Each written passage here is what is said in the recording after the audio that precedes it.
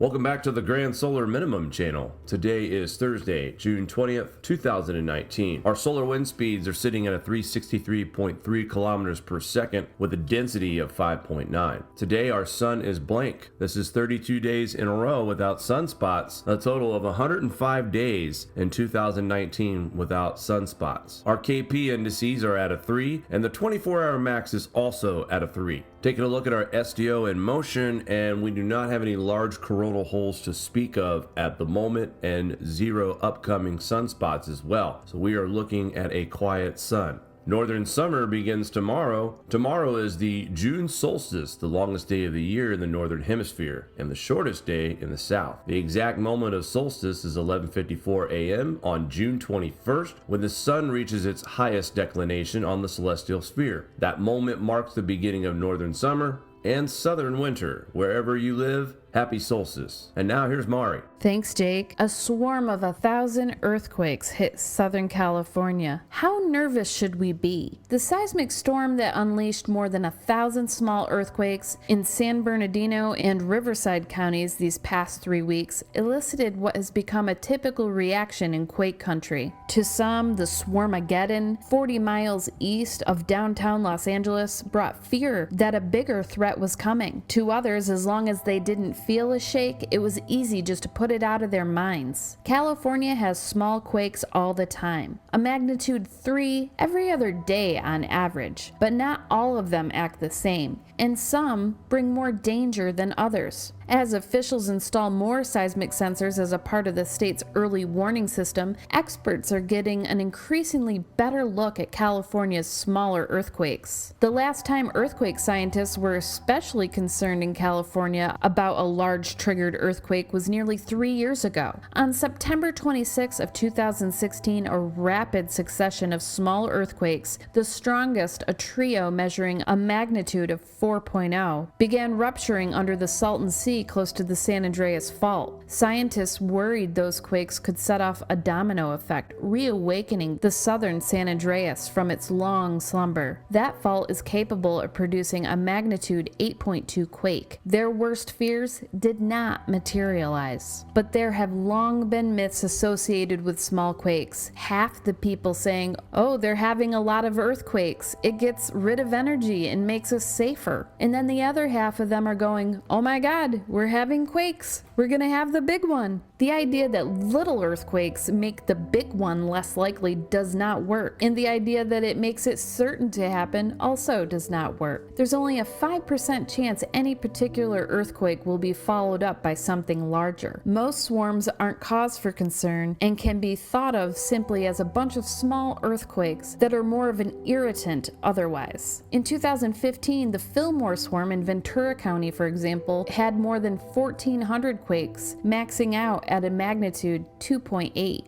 Places that have fluids moving underground, where magma can heat up groundwater, are more likely to have swarms. There's an ongoing earthquake swarm around the town of Cholula, about 20 miles east of Temecula in Riverside County, that started in 2016 and is moving westward, getting shallower, probably triggered by the movement of groundwater. Other swarms are more concerning. In the Bay Area, they've had many swarms over the last several decades that haven't resulted in larger quakes. One swarm in 2015 generated 4,000 quakes over 5 months. That activity is occurring close to the Calaveras Fault, capable of producing an earthquake as big as the magnitude 7 along East Bay's Hayward Fault that happened in 1868. When a swarm hit Italy in 2009, one civil protection official sought to calm residents' jitters by telling reporters, "The scientific community tells us there's no danger because there's an ongoing discharge of energy. The situation looks favorable." April 5th, a few hours after the magnitude 3.9 earthquake jolted the town, a magnitude 6.3 struck, killing more than 300 people. And a magnitude 7.3 quake off the coast of Japan on March 9th, 2011 led some people to be complacent when 2 days later, the historic magnitude 9 earthquake struck. Some people ignored protocol and failed to immediately evacuate before the catastrophic tsunami hit. Former USGS research geophysicist Russ Stein said, so while some might focus on the chance that the Fontana swarm won't result in a much larger earthquake, he would not be surprised if a magnitude 6.0 or even 6.5 struck the area.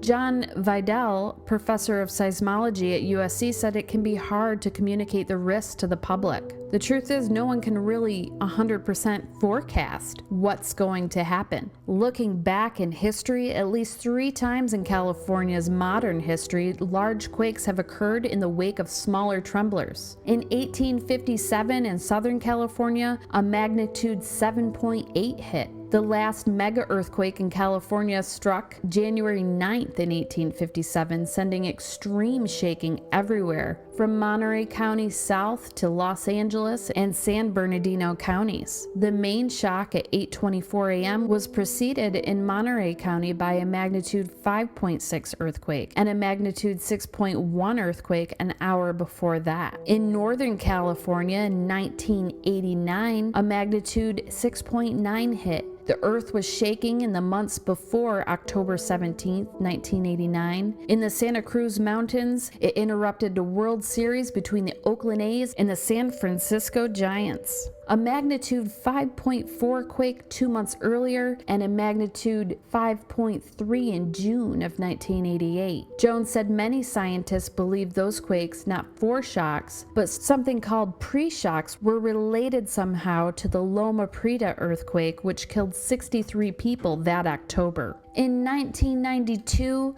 near Joshua Tree, Big Bear, Southern California, earthquakes following the magnitude 6.1 Joshua Tree trembler was strong enough to rock high-rise office buildings in downtown LA. That's more than 100 miles away. It kept on migrating to the north. It began the most substantial earthquake sequence to occur in California in the last 40 years, according to a study published in 1993. The Joshua Tree quake is believed to have triggered on June 28th the magnitude 7.3 Landers earthquake in the Mojave Desert, strong enough to send shaking to Denver. A few hours later, a magnitude 6.3 hit Big Bear. So we will watch, we'll take note, and report what we can on this. That's pretty much all we can do. As a further complication going into the grand solar minimum, cosmic rays that make it into the Earth and enter the surface can trigger earthquakes, volcanoes, and other tectonic anomalies. As always, we'll keep you updated on the Grand Solar Minimum channel. Please like and share.